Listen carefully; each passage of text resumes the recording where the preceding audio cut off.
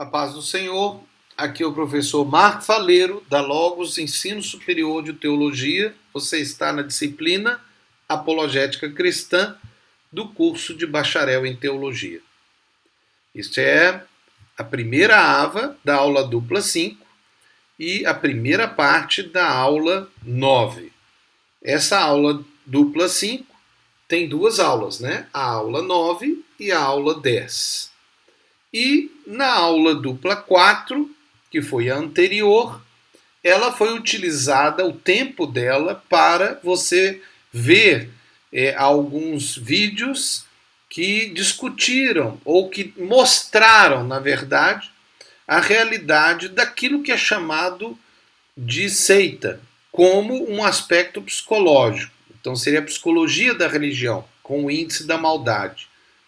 E também aproveitamos e vimos dois vídeos para discutir uma religião específica que é muito importante ser discutida, que é o islamismo. Então, se você não viu, você deve voltar e ver primeiro. Porque na aula dupla anterior, que foi a aula dupla 3, nós vimos a conceituação do que é religião como um fenômeno sociológico, do que é fenômeno religioso como um fenômeno psicológico e do que é seita e heresia, tanto dentro do aspecto seita e heresia no aspecto teológico ou religioso, mais especificamente cristão, como também agora um novo conceito que está surgindo dentro da ciência da religião, que é seita social, aquele grupo perigoso, e heresia social, que é uma mentira, ou que é algo que vai contra o padrão moral vigente, aceito pela legislação. Então é uma heresia social. Então, esses aspectos estão acontecendo. Agora, nesta aula dupla, nós vamos continuar a nossa abordagem, porque nós estamos construindo um pensamento. Você vai refletir sobre isso e pensar nesses conceitos. E aqui nessa ávega eu quero fazer a pergunta: igrejas ou seitas?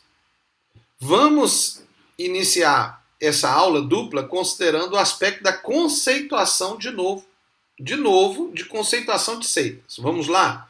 Vamos então fazer uma revisão.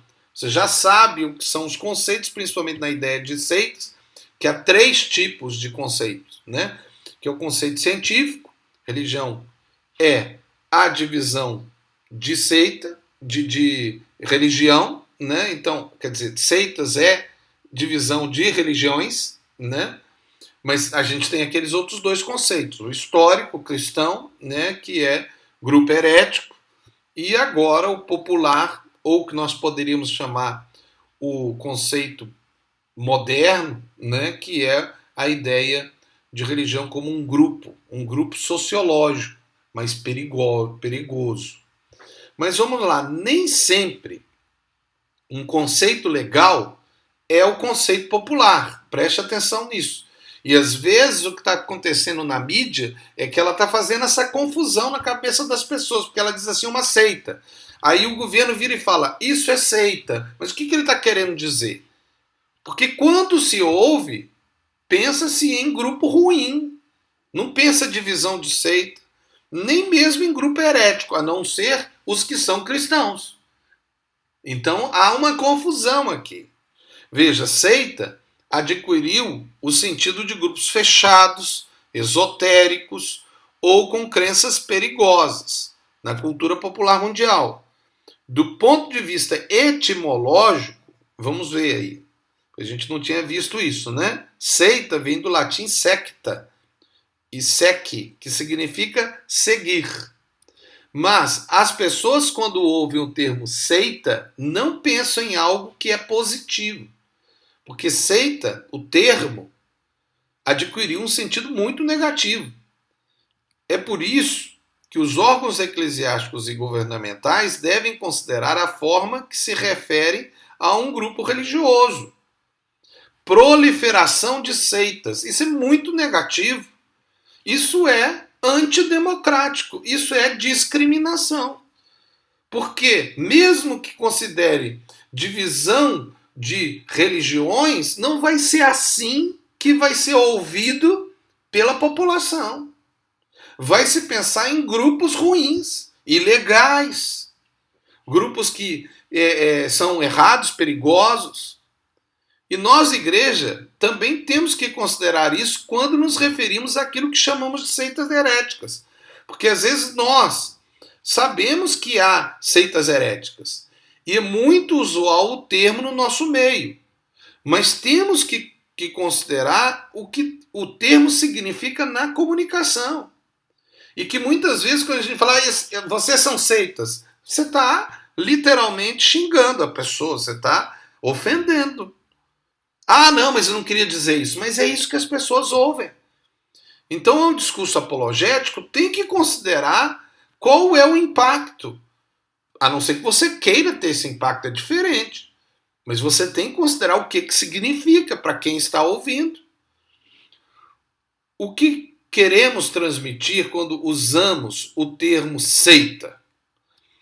Em Angola e África há uma cultura de respeito muito forte, que também tem que ser considerada principalmente numa apologética cristã africana. O respeito, contudo, não pode se confundir com conivência, irresponsabilidade cristã ou o ecumenismo geral, esse ecumenismo que aceita tudo como uma religião só. Então, conivência seria uma atitude de saber que é errado e não ter nenhuma atitude de demonstrar o erro, pois os perdidos podem ser enganados. Aí nós estamos entrando no ambiente do politicamente correto. Né? Ser hipócrita e mentiroso, né, para poder alcançar o bem maior. Cuidado com isso.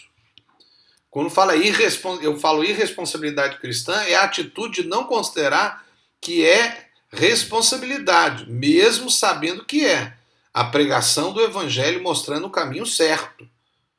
O que acaba sendo necessário discordar do caminho errado e mostrar o erro. Então, não pode ser considerado desrespeito falar que alguém está errado e mostrar, ó, isso é um erro, porque a Bíblia diz isso. Mas também não se pode ofender pessoas e ter uma atitude de discriminar, de ironizar pessoas. Tem que se pensar nisso. A Logos, inclusive, tem a proposta, pelo menos dentro do ambiente da Logos, da apologética fraterna, para nós não atacarmos pessoas, mas ideias. Esse é um aspecto que você deve analisar, e se você não viu, veja as avas que fala de apologética fraterna, para você entender. E ainda aquele terceiro aspecto que eu falei, o ecumenismo geral, é a atitude de aceitar todas as religiões e grupos religiosos como verdadeiros, ou aptas para a comunhão.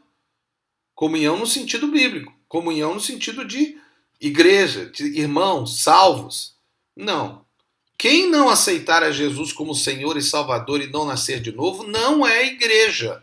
E quem não é igreja, quem não nasceu de novo, não entrou pelo caminho que é Jesus, ele não será salvo. Aí você pode falar, mas eu vou entrar no ambiente da discussão da graça. Não, não vou entrar nesse ambiente. Que a graça pode alcançar aquele que, por causa da consciência, não é esse, não vamos discutir o aspecto teológico.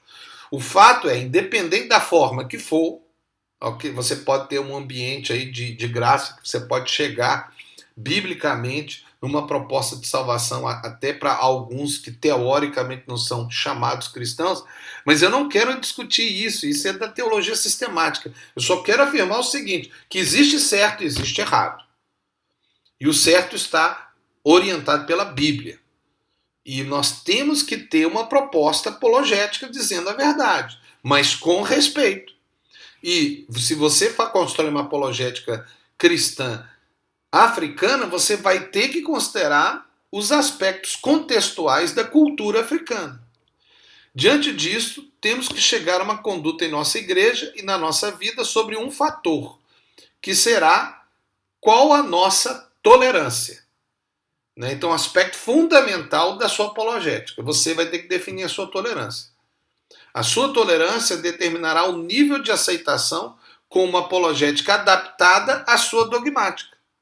Poderá até ser a tolerância zero. E pode ter outros níveis de tolerância. Mas o mais importante é determinar o que é o seu comportamento diante da sua tolerância. E aqui eu quero chamar a atenção a um aspecto bíblico, que a sua base é a lei ou a graça. Não estou falando que é. Estou falando que aí nós vamos entrar no aspecto da produção da moral. Você tem que ter uma moral para construir a sua apologética, para você saber qual é a sua tolerância. E um outro aspecto é o amor. Né? Então, o que é o amor? Mas o que é a demonstração ou a conduta amorosa em sua crença moral e religiosa? Porque você não pode construir uma apologética que odeia. Você tem que ter uma apologética que ama e que demonstra esse amor. Como Jesus assim o fez, ele esse é o grande exemplo. Ele apontava o erro, ele chegou mesmo a chamar os fariseus de hipócritas, de sepulcros caiados. Mas ele amava, ele é o exemplo fundamental. Agora, como ele fazia isso? Qual era o coração dele? O objetivo dele era realmente humilhar? O objetivo dele era destruir as pessoas ou era salvar? Então, como que ele fazia? Ele fazia chorando no seu coração? Chorando por Jerusalém?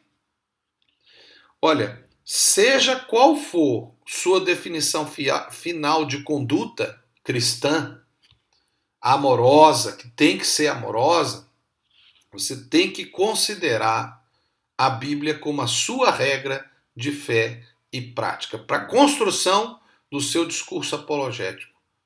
Olhando, sim, eu estou dando a você as conceituações de religião, de fenômeno religioso, de seita, de heresia, para você colocar tudo isso dentro da sua cabeça, você saber então onde que ele está e como usar isso para o bem, para evangelizar e para que as pessoas sejam livres do engano.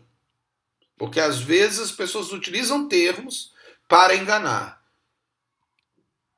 Ouça a voz do Senhor no seu coração, sendo a paz de Cristo o árbitro no seu coração. Considere sim a opinião da igreja, pois na multidão de conselheiros a Bíblia diz que existe sabedoria. E tudo o que você fizer, faça como para o Senhor e não para os homens. Ao construir o seu discurso apologético, seja no sermão seu, de pregação na sua igreja, seja num livro que você escreve, num artigo que você faz, num site, ou qualquer ambiente virtual, né? Ou um discurso apologético de uma palestra em um ambiente, seja ele acadêmico, político, seja onde for. Lembre-se, você está fazendo como para o Senhor e não para homens. Então ele tem que ser construído com amor, segundo o padrão bíblico, como a tolerância que Deus estabeleceu na sua vida, mas sendo honesto, sendo alguém que diz a verdade, que não é conivente com o erro, que não aceita o erro, mas aponta o erro, mas com amor. Então que essa Ava venha a reiniciar, ou a relembrar, seria a palavra certa, né? Essa realidade cristã da construção de um discurso apologético, com todos esses termos que estamos estudando. Deus abençoe você. Aqui é o professor Marco Faleiro, da Logos Ensino Superior de Teologia. Você está na disciplina Apologética Cristã do curso de Bacharel em Teologia. Deus abençoe você e que você seja feliz, mas que você faça alguém feliz, porque é dando que se recebe. Em nome de Jesus. Amém.